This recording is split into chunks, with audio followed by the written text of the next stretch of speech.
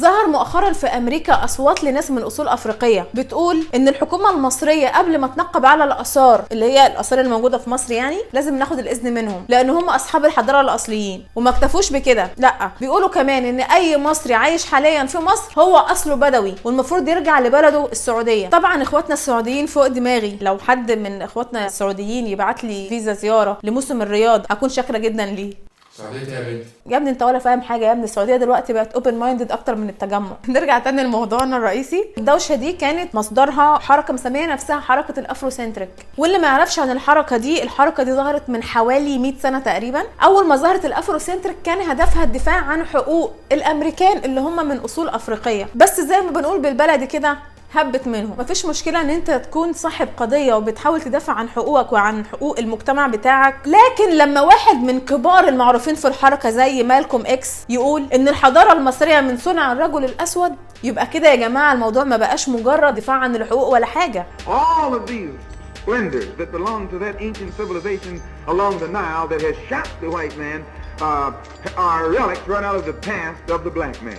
كبار الحركة استخدموا معلومات سطحية جدا علشان يأكدوا على كلامهم، زي مثلا كلمة كيمت واللي بترمز لمصر ومعناها الأرض السوداء، وإن بناة الأهرامات كانوا سود البشرة. ملوك مصر لونهم أسود وملامحهم أفريقية خالصة. دول حتى ما سابوش التماثيل المدهونة باللون الأسود في حالها، وقالوا شايفين التماثيل أهي قدامكم بلونها الحقيقي. واتهموا علماء المصريات إن هم كسروا مناخير أبو الهول وأكتر من تمثال تاني عن عمد، وده بغرض إن هم يداروا حقيقة إن هو مناخيره أنف أفطس يعني يخصهم هم وكده. وكمان قالوا ان علماء المصريات ما اكتفوش بكده، لا هم كمان غيروا في شكل قناع توت عنخ امون وقت اكتشافه علشان يخفوا حقيقه ان هو من اصول جنوب افريقيه. وفضلوا بقى يقولوا معلومات عن كده كتير جدا ويستدلوا بابحاث مغلوطه ومعلومات كلها غلط. علماء الاثار في الحقيقه كانوا واقفين بيراقبوا المهزله دي من بعيد، ومنهم علماء من افريقيا على فكره. واللي استفزهم اكتر ان جماعه من الافروسنتريك كانوا بيحطوا صورتهم مع صوره ملك مصري ويكتبوا عليها كابشن ملامحك كلها مني يدوب الاسم متغير. انا عايزه اغني. فما قدروش يسكتوا، ورد عليهم علماء المصريات وقالوا لهم ان مستحيل يكون الشبه قريب، ده حاجه وده حاجه. ملامح مصر القديمه تختلف خالص عن ملامحكم. ايه الشبه بين ده وده؟ فعلا كلمه معناها الارض السوداء، بس ده مش علشان لون بشرتنا، ده علشان لون الطمي. والكام تمثال المدهون باللون الاسود يعني ما يمشيش معاكم ان هو مدهون كده علشان هو بيرمز للنتر ايزيس. وبالنسبه لابو الهول والتماثيل الكتير اللي مناخيرها مكسوره، فده يا جماعه في نظريات كتير قوي بتفسره، زي مثلا ان المصريين القدماء كان عندهم اعتقاد راسخ كده ان المناخير بيسكنها ارواح شريره. اكيد ما كسروهاش يعني علشان الانف كان افطس وحاولوا ان هم يخبوها، يعني اكيد مش مهتمين جدا بحركه الافروسنتريك للدرجه دي. وكمان في تماثيل كتير جدا للفراعنه مناخيرهم مش مكسوره، وفي نفس الوقت برضو مناخيرهم كمتيه مش انف افطس ولا حاجه زي كده. وبعدين توت عنخ امون اللي من جنوب افريقيا، ولنفترض يا سيدي ان علماء المصريات فعلا زوروا القناع بتاعه وكسروا مناخيره وعملوا كل الحاجات دي، ليه بقى ما شالوش النقش اللي كان على رجليه واللي كان منقوش عليه اعدائه الافارقه من الجنوب واللي كانوا مربوطين بالسلاسل شبه الاسرى؟ سمعتوا عن لوحه سنوسرة الثالث اللي قال فيها انهم اعدائه واعداء ملوك تانية كتير سبقوه، وقال ان ملوك كتير قبله كانوا بيدخلوا في معارك كتير جدا مع ناس في العمق الافريقي لان هم كانوا بيستفزوهم وخدوا منهم اسرى كتير، كانوا بيشغلوهم حرس للمعابد والقصور، حرس بس، حتى ما كانوش يجرؤوا ان هم يدخلوا البيت نفسه. في تقرير اتنشر في الواشنطن بوست هو اللي فسر لنا سبب الافكار المتطرفه دي، وهو ان العنصريه والظلم اللي كان بيتعرض للسود من البيض في فتره الاستعباد خلى جواهم احساس ان هم اقل من غيرهم اجتماعيا. عشان كده حاولوا يعوضوا النقص اللي جواهم بان هم يحاولوا يشوفوا حضاره عظيمه زي الحضاره المصريه القديمه.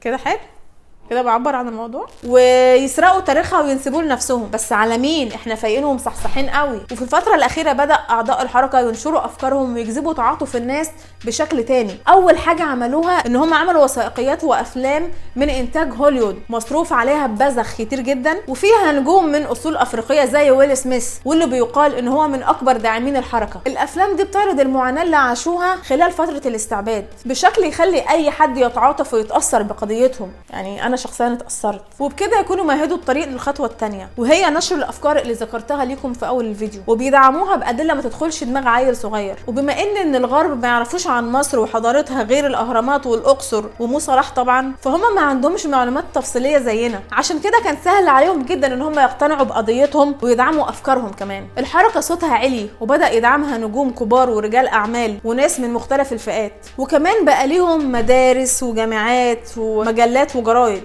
وبينظموا رحلات سياحيه في مصر عشان يزوروا اثارهم اللي هم بيقولوا عليها اثارهم يعني. وعشان اصدمك واعرفك قد ايه قوتهم جباره، وصلوا انهم كانوا السنه اللي فاتت هينظموا في مصر هنا في اسوان مؤتمر افريقيا واحده، واللي كان هينظم المؤتمر منظمه اسمها حابي ومقرها في نيويورك. وطبعا المسؤولين في بلدنا مش فايقين ولا عارفين مين اللي بينظم ايه ولا مين اللي بينشر افكار ايه. يا بنت انت كده بتخبطي في الوزاره.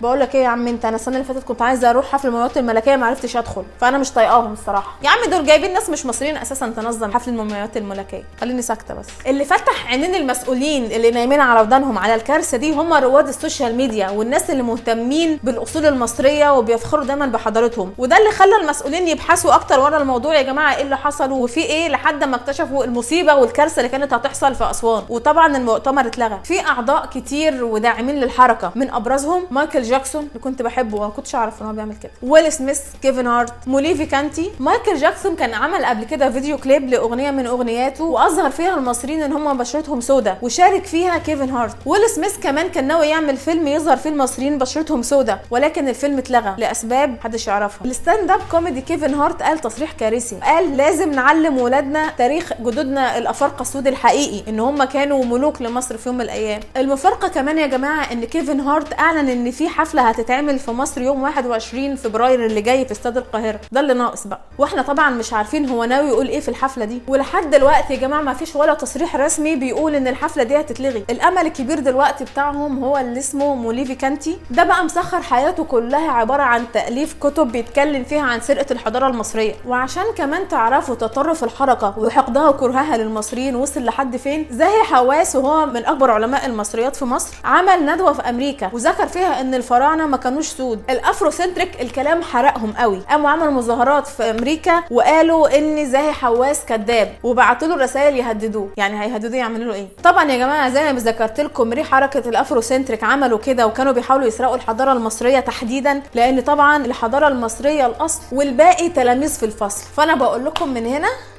الحضاره المصريه لا، شوفوا لكم اي حضاره تانية حاولوا تسرقوها ولا تعملوا اي حاجه. شكرا. كل الحب للي بيتابعوا لكل الناس.